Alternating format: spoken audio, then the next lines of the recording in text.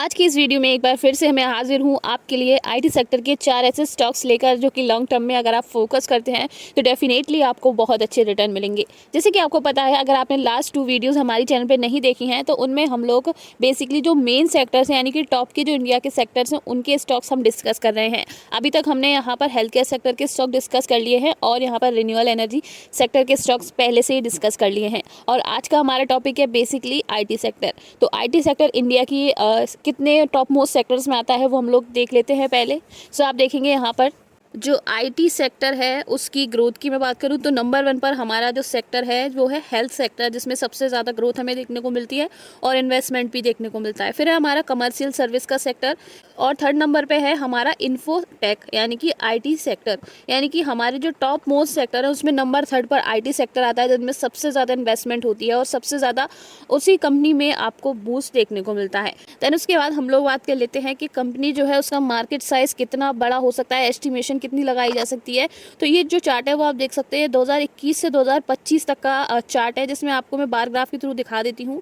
ये जो है आप देख सकते हैं, ये जो हमारा 19.93 बिलियन यूएस डॉलर की जो मार्केट साइज़ है वो होने वाली है 2025 तक आईटी कंपनी की। और जो हम बोल सकते हैं आईटी सेक्टर्स का जो मार्केट साइज़ है वो इंक्रीज़ होता जाएगा।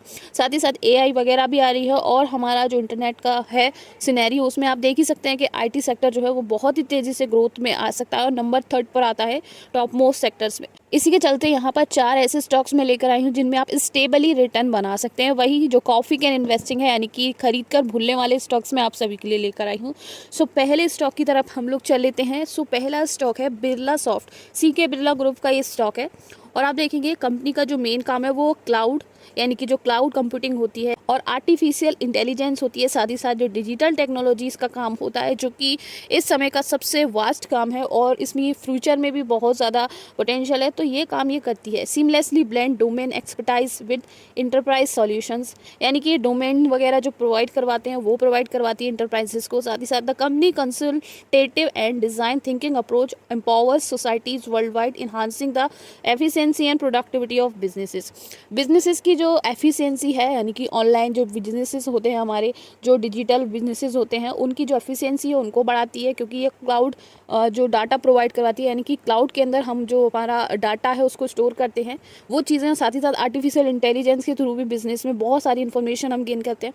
तो ये काम ये कंपनी करती है। तो आप देखेंगे enterprises to the power of digital, यानी कि जो इंटरप्राइजेस वगैरह उनको डिजिटली जो है एम्पावर कर रही है ये कंपनी। बिरला सॉफ्ट की मैं बात करूँ तो 769.75 रुपीज़ का ये स्टॉक है, आप देख सकते हैं यहाँ पर। और एक दिन में 0.085% के एक दिन में इसने टारगेट अचीव कर लिए हैं। 6 मंथ का चार्ट है, इसमें आप देख सकते हैं 51% के अभी तक रिटर्न दे दिए हैं। ये है मैक्सिमम का चार्ट, जिसमें आप देखेंगे कि जो कंपनी है उसने 8,558.61% के अभी तक रिटर्न दे दिए हैं। और टॉप मोस्ट पर ये 769.75 रुपीज़ पर ये पहुँचा है मार्च 2024 के अंदर।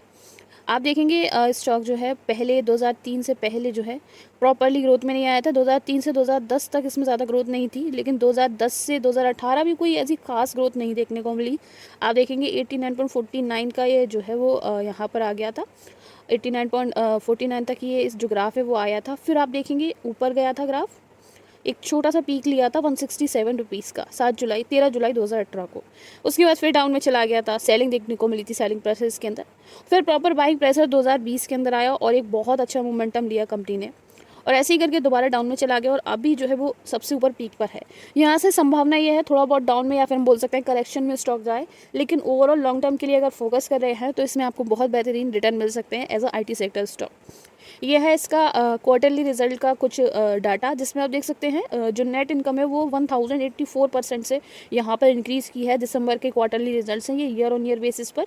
डायल्यूट ईपीएस की बात करूँ तो 1071.19% से ऊपर गई है। नेट प्रॉफिट मार्जिन यहाँ पर 994.78% से ऊपर गया है, आप देख सकते हैं यहाँ पर। जो रिजल्ट्स हैं नंबर्स बहुत अच्छे आए हैं कंपनी के क्वार्टरली रिजल्ट्स के अंदर 2023 के। ऑपरेटिंग इनकम 1500% से इंक्रीज़ की है, जो कि इम्प्रेसिव डाटा है कंपनी का। मार्केट कैप बहुत ही कम है, मार्केट कैप के हिसाब से कंपनी बहुत अच्छा परफॉर्म कर रही है। 21,319 करोड़ का मार्केट कैप है कंपनी का। प्राइस टू अर्निंग यहाँ पर 38 की है, 38 करोड़ की प्राइस टू अर्निंग है। डेट टू इक्विटी यहाँ पर 0.03 की है कंपनी की। और आप देखेंगे कंपनी का जो प्रमोटर होल्डिंग है यानी कि जो इन्वेस्टर्स हैं उसमें प्रमोटर्स 40% के हैं और फॉरेन इंस्टीट्यूशन यहाँ पर बढ़ते हुए देखने को मिल रहे हैं।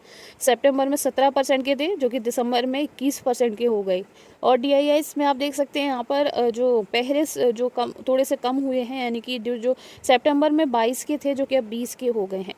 अब नेक्स्ट स्टॉक की तरफ चल लेते हैं जो कि मेरा पर्सनल फेवरेट है IT सेक्टर के अंदर, और जो आप लोग जानते भी होंगे इस स्टॉक के बारे में, विप्रो इस स्टॉक का नाम है। और विप्रो की मैं बात करूं तो ये भी cloud computing, computer security provide करवाती है। डिजिटल ट्रांसफॉर्मेशन, आर्टिफिशियल इंटेलिजेंस में भी इसमें काम होता है।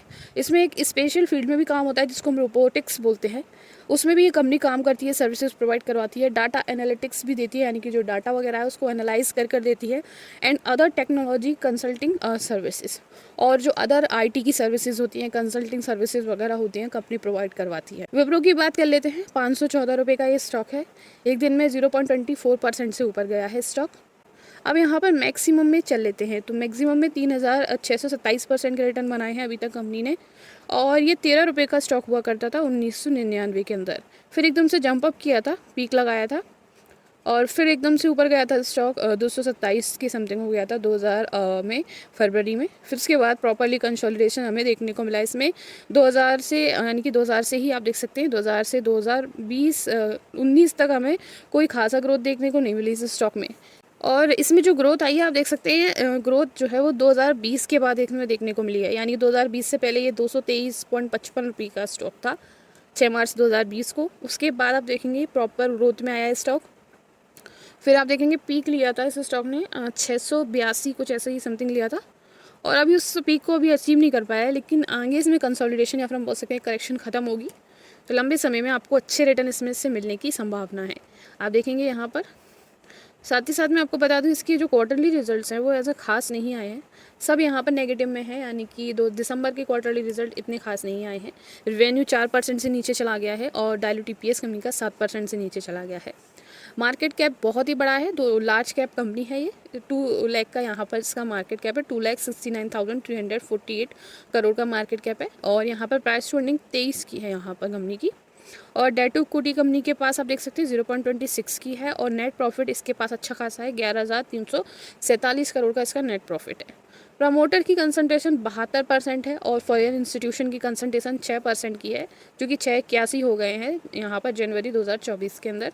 डोमेस्टिक इंस्टीट्यूशन यहाँ पर 8% के हैं और पब्लिक यहाँ पर लिमिटेड अमाउंट में 12% की है। चल लेते हैं नेक्स्ट स्टॉक की तरफ जिसका नाम है HCL टेक। ये जो कंपनी है basically IT consulting, enterprise transformation, remote infrastructure management, engineering and research and development and business process outsourcing BPO, यानी कि ये आउटसोर्सिंग वगैरह का काम करती है। IT कंसल्टिंग प्रोवाइड करवाती है, इंटरप्राइज को ट्रांसफॉर्मेशन वगैरह प्रोवाइड करवाती है, और जो रिमोट इंफ्रास्ट्रक्चर मैनेजमेंट होता है यानी कि डिजिटल जो भी इंफ्रास्ट्रक्चर मैनेजमेंट होता है कंपनी का वो देखती है जो रिमोट एरियाज़ में होता है उसको। साथ ही साथ HCL टेक्नोलॉजी लिमिटेड जो है 1635 रुपये का स्टॉक है। ईयर टू डेट में अगर मैं बात करूँ कंपनी ने 10% के ही रिटर्न बनाए हैं अभी तक। ईयर टू डेट में कंपनी ने जो है 10% के रिटर्न बनाए हैं, 10.24 के। मैक्सिमम में चल लेते हैं जो कंपनी है उसने 1200% के अभी तक रिटर्न दे दिए, 1236.47% के रिटर्न दे दिए हैं। और अगर बात करूँ स्टार्टिंग की तो स्टार्टिंग इसकी हुई है 122 रुपीज़ से हुई थी 2000 में 14 जनवरी को ये भी। और आप देखेंगे ये एकदम डाउन पर रहा है 2010 तक, 92 रुपीज़ तक ही इसे पहुंचा है।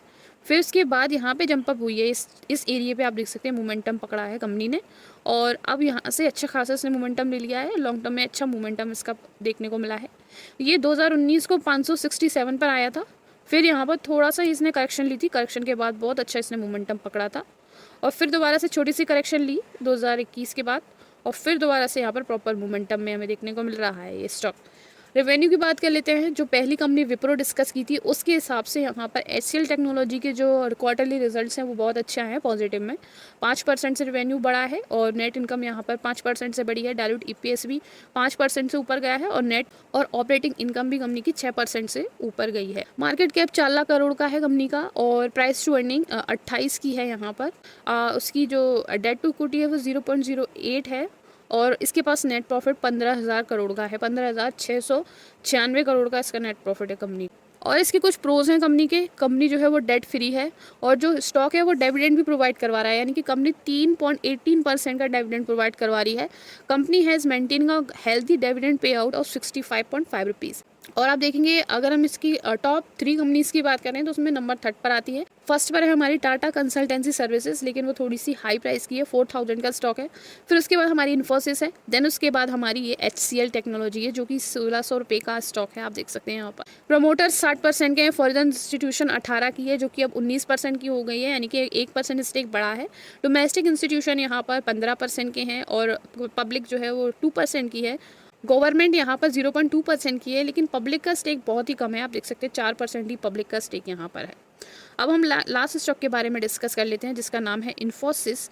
और इन्फोसिस की बात करें तो ये software development, maintenance and independent validation services to companies in finance, insurance, manufacturing and other domains. यानी कि कंपनी जो है सॉफ्टवेयर डेवलपमेंट प्रोवाइड करवाती है, मेंटेनेंस करना उनको इंडिपेंडेंटली वैलिडेशन प्रोवाइड करवाना services to the company in finance, insurance, manufacturing and other domains. आप देखेंगे इन्फोसिस का 1600 रुपये का प्राइस है जो कि एक दिन 0.34% से नीचे गया है। आप देखेंगे 13,808.54% के रिटर्न बना लिए हैं कंपनी ने। और अभी ये स्टॉक भी पिछले स्टॉक की तरह जो है 1999 में जो है स्टार्ट हुआ था, 11.59 रुपीज़ से स्टार्ट हुआ था। और इसके बाद देख सकते हैं कितनी इसमें ग्रोथ आई। इसमें कुछ खासा ग्रोथ नहीं आई थी, 2007 तक 247 रुपीज़ तक गया था। फिर यानी कि थोड़े थोड़े करेक्शन के बाद इसमें प्रॉपर मोमेंटम हमें देखने को मिला और ये 6 मार्च 2020 को 738 रुपीज़ का स्टॉक था और जो उसका पीक था वो 1800 का था और अभी पीक से थोड़ा डाउन पर चल रहा है, यानी कि ऑल टाइम हाई से 14% डाउन पर हमें देखने को ये मिल रहा है इस समय। रेवेन्यूज़ का 0.09% से इंक्रीज़ किया, बाकी नेट इनकम वगैरह सब कुछ नेगेटिव में है इस कंपनी की। मार्केट कैप इसका 6 लाख करोड़ का है और यहाँ पर इसकी हाई लो में आप देख सकते हैं 1700 का हाई गया है अभी तक और लो इसका 1185 का रहा है। और आप देखेंगे यहाँ पर कंपनी का डिविडेंड है, जो डिविडेंड प्रोवाइड करवा रही है कंपनी 2% का। टाटा कंसल्टेंसी फर्स्ट पर है और HCL टेक्नोलॉजी की जो हमने बात कर ली है वो हमारा 3rd पर है। फॉरेन इंस्टीट्यूशन यहाँ पर 33% के हैं, यानी कि प्रोमोटर से भी ज़्यादा फॉरेन इंस्टीट्यूशन है कंपनी के पास। फिर उसके बाद डोमेस्टिक इंस्टीट्यूशन है 35% के, यानी कि इनका ही सबसे ज़्यादा स्टेक है कंपनी के पास। प्रमोटर्स 14% के हैं और जो पब्लिक है उसकी 15% ही यहाँ पर कॉन्सेंट्रेशन है। सो ये थे हमारे टॉप 4 स्टॉक जो कि कॉफ़ी कैन इन्वेस्टिंग के अंदर आते हैं, यानी कि लॉन्ग टर्म इन्वेस्टमेंट में आते हैं। So thank you so much for watching. अगर वीडियो पसंद आई एक लाइक कर दीजिएगा क्योंकि ये वीडियो बनाने में बहुत मेहनत लगती है। थैंक यू सो मच, मिलते हैं नेक्स्ट वीडियो में।